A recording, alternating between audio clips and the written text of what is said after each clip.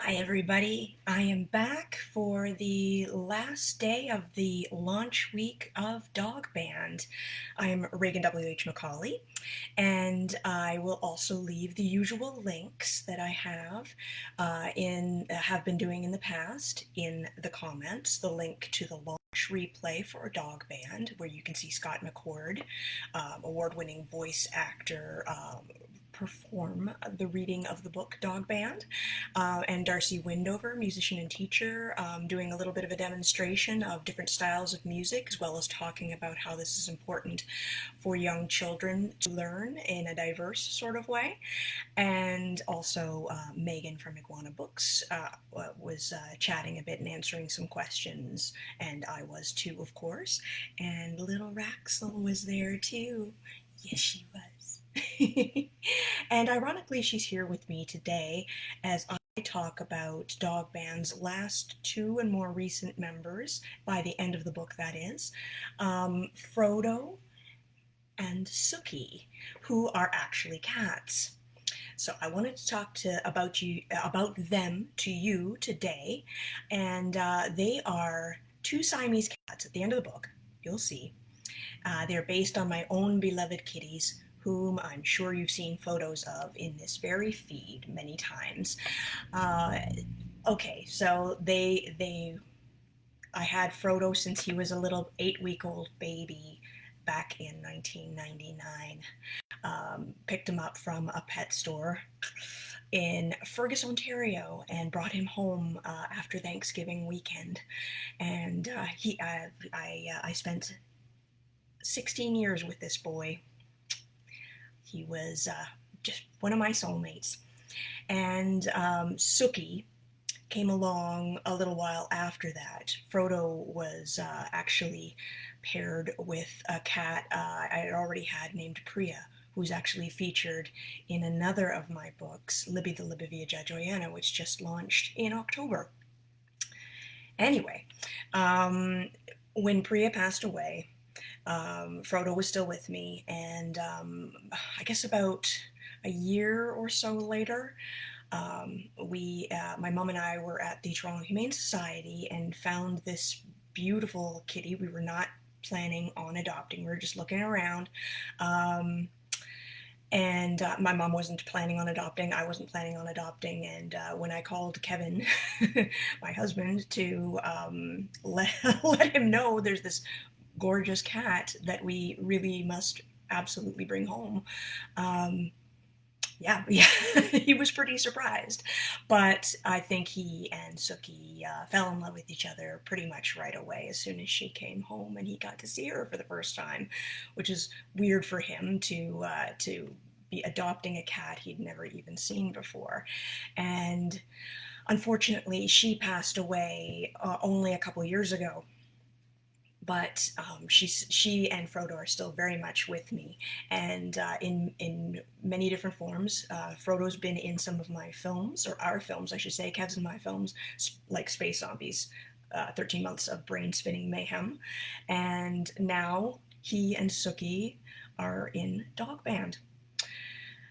And now I'm going to talk to you a little bit about the piano, which is the instrument that Sookie is being shown playing in the book. It's an acoustic, stringed musical instrument. You don't think of it that way, but you look in the back or lift up the baby grand lid there, and you'll see there are strings, most certainly. Invented in Italy by, let me see if I can get this name right, Bartolomeo Cristofori, around the year 1700 or so.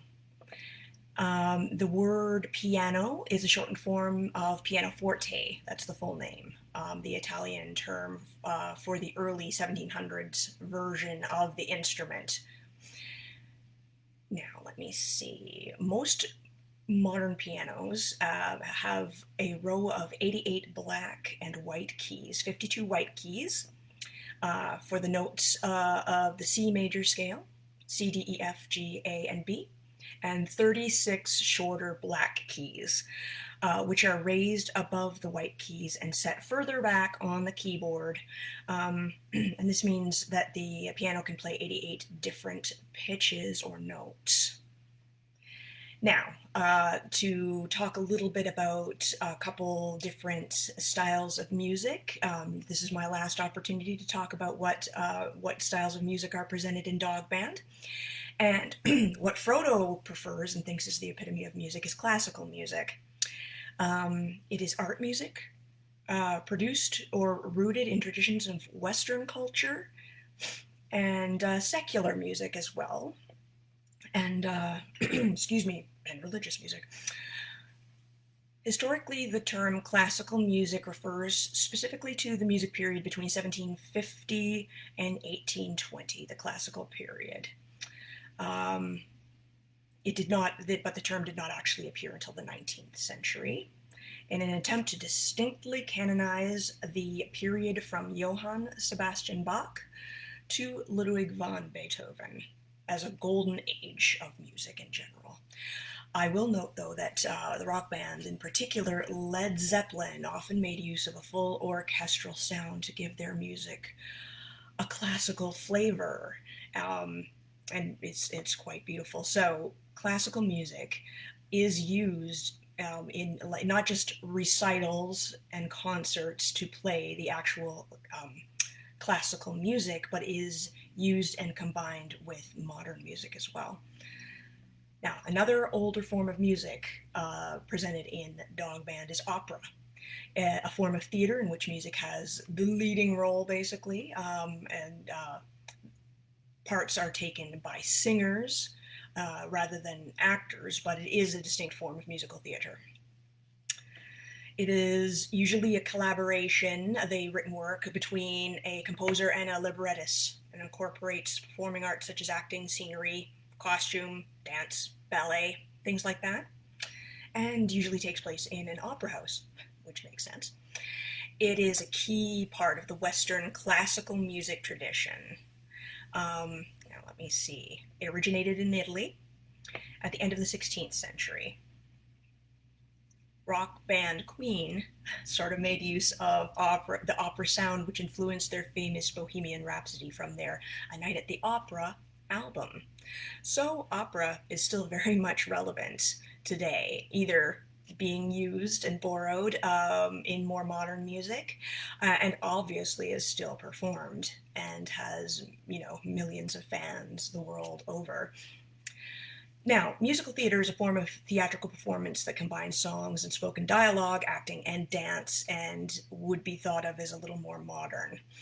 The story and emotional content of a musical, like humor, pathos, love, anger, are communicated through words and music, movement, and the technical aspects of the play as an integrated whole.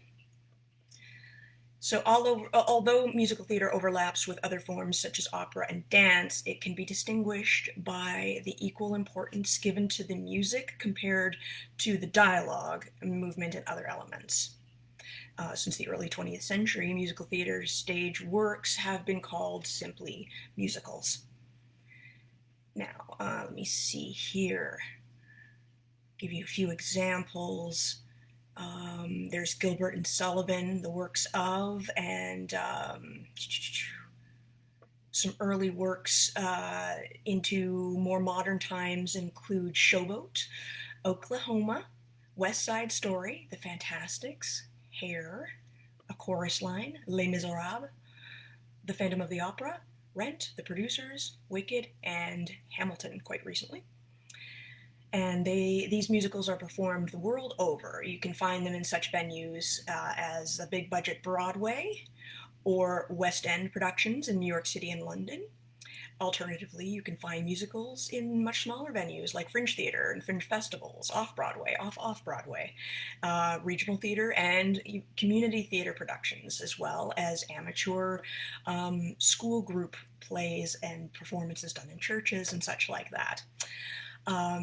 Musical theater and popular rock music often went together in such productions as Rock of Ages, Jersey Boys, Hairspray, Hedwig and the Angry Inch, Rent, The Who's Tommy, Repo, The Genetic Opera, The Toxic Avenger, Mamma Mia, and recently Jagged Little Pill, Alanis Morissette's thing. So, It's certainly right up to date as far as its musical form, especially you'll find with productions like Hamilton, using hip hop as well.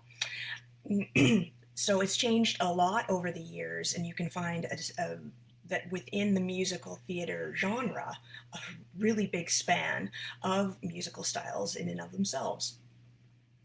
Now, circling back just to Frodo and Sookie one more time before I say goodbye for today and for the week, I wanted to talk a little bit about the Siamese cat, which is one of the first distinctly recognized breeds of Asian cat. Now, okay, just sorry, checking out my notes here. One of the things that stands out most about them, I guess the thing that stands out most about them, is their point coloration, which includes seal point and lilac point, blue point, and chocolate point, as well as flame point and lynx point in those color combinations, torty point. They seem to be coming up with new different kinds of points all the time, and those points are the colors on the face, ears, and legs and tail, whereas the rest of the body is a lighter cream color or a lighter version of the point color on the rest of their body. The Siamese is among the foundation stock of several other breeds developed by crossbreeding with other cats, including color points and oriental shorthairs, and the Himalayan, which is a long-haired variety, which combines Persian with Siamese. There's other hair mutation breeds, like the Cornish Rex, which has curly hair, and the Sphinx, which has almost no hair. Let me see. And the Siamese cat comes in two distinct varieties, and Frodo and Sookie both represent these varieties. There's the traditional with an apple-shaped head and a slightly chubby body, and that would be Sookie's variety. And then there's the modern Siamese, which is very skinny and recognized internationally as a sort of Balinese cat. And Frodo is more along these lines, with a wedged head. Although often that type comes even more severely wedged looking and narrow than Frodo was or is presented in the book. But at any rate, they are the most, or one of the most common breeds, and they also have different colored irises, meaning their particular color of blue is distinct to the Siamese and Siamese crosses. You won't find that particular royal blue color in any other cat. Thank you so much for joining Raxel and I today, and for joining me this week and checking out the replays. Again, I will leave a link to the Dog Band launch in the comments, as well as where you can buy Dog Band directly from me, from my website, if you are located in North America. And in this way, you can also get your copy of Dog Band signed. So yes, it's been a great week, a fabulous launch, and I am looking forward to getting Dog Band out there to as many readers as I possibly can, and to children who are learning about different breeds of pets for fun, but especially learning about different styles of music. Take care, everybody. Thank you.